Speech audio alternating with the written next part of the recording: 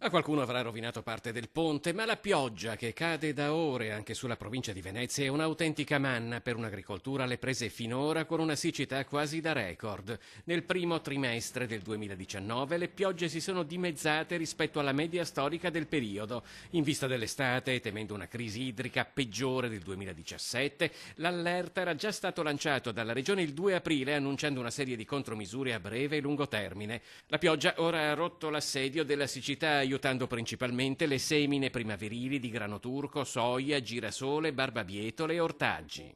Avere una pioggia prolungata ma di lieve intensità è sicuramente più favorevole rispetto ad avere gli acquazzoni, come succede d'estate, dove tutta la pioggia poi scivola sotto appunto il terreno senza essere in realtà assorbita. L'importante è anche che la pioggia si manifesti non tutti insieme, ma in maniera continua, in maniera prolungata nel tempo.